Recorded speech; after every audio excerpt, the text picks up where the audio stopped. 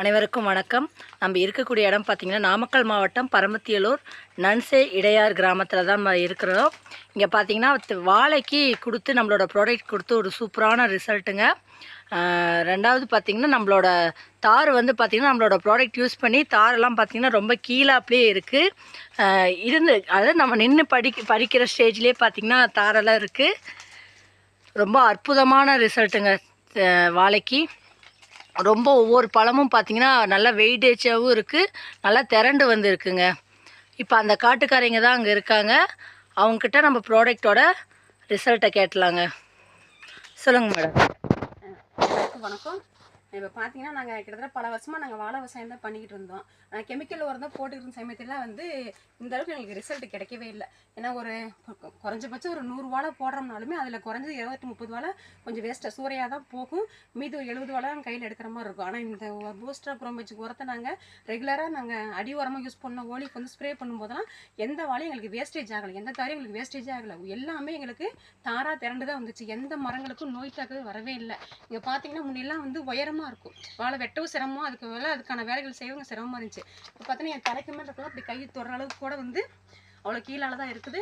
பழம் நல்லா டேஸ்ட் கொடுக்குது. தார் நல்லா முன்னத்தை விட இப்போ குறைஞ்சது 3 to 4 சீப்பு அதிகமாக வைக்குது. ஒரு தாருக்கே வந்து 12 சீப்பு 15 சீப்பு வரைக்குமே தாராளமாக சீப்பு வச்சுக்கிட்டு தான் இருக்குது. பார்க்கவும் நல்லா இருக்குது, நல்லா பழம் திரண்டு வந்துக்கிட்டே இருக்குது. இப்போ எங்கள் வாழையை சுற்றி எல்லாம் வாழையாக தான் இருக்குது. ஆனால் மற்ற வாழையை விட எங்கள் வாழைக்கு ரேட் எப்பொழுதும் கொஞ்சம் அதிகம் தான். ஏன்னா இந்த பழத்தோட டேஸ்ட் நல்லாயிருக்கும், வாழை நல்லா திரண்டு வரனாலேயே சூப்பராக இருக்குது. இந்த அளவுக்கு ரிசல்ட் கொடுத்த இந்தியா ப்ராடக்ட்டுக்கும் மைலோஸ்களுக்கும் இதெல்லாம் ஒரு பெரிய நன்றியை தெரிவிச்சுக்கிறேன். அதை விட முக்கியமாக ஒன்று பார்த்தீங்கன்னா, எங்கள் வீட்டில் ஒரு கொய்யா செடி வளர்ந்துக்கிட்டே இருந்துச்சு. அதை கூட நாங்கள் வயலில் நட்டு வச்சோம். கிட்டத்தட்ட ஒரு 5 வருஷமாக ஆகி கூட அது எந்த காயும் பிஞ்சு எதுவுமே பிடிக்கவே இல்லை. ஆனால் இப்போ இந்த உரம் வச்சு ஒரு 3 மாதம் தான் ஆச்சு. இப்போ வந்து நீங்களே பாருங்கள் அது எந்த அளவுக்கு வந்து ரிசல்ட் கொடுத்துருக்குன்னு சொல்லி நீங்கள் பாருங்கள். அந்தளவுக்கு கொய்யாவில் வந்து பிஞ்சு அப்படியே நிறைய பிடிச்சிக்கிட்டே இருக்குது. நாங்கள் இது வேண்டாம் வெட்டி எரிஞ்சிடலாம் அப்படின்னு நினச்சிக்கிட்டு இருந்தப்போ பாருங்கள் இந்த இது எப்படி இருக்குன்னு சொல்லி பாருங்க. நிறையா பிஞ்சு நிறையா இருக்குது, காயும் நல்லா பெருசாக வந்திருக்கு. ஆனால் இதோ நாங்கள் ஃபஸ்ட்டு இது வைக்கும்போது சின்ன பிஞ்சை வச்சு சின்ன பிஞ்சிலே பழுத்துருச்சு. ஆனால் இப்போ பாருங்கள் உரம் வச்சதுக்கப்புறம் ஒவ்வொரு காயும் பெருசு பெருசாக வருது. டேஸ்ட் நல்லா இருக்குது, இதில் அவ்வளோ இனிப்பாகவும் இருக்குது.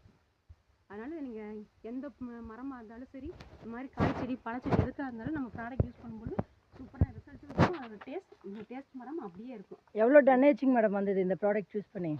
மேடம் இது வந்து வாழைங்கிறதுனால வந்து இங்கே டன் கணக்கு இல்லைங்க மேடம், தார் கணக்கு தான்.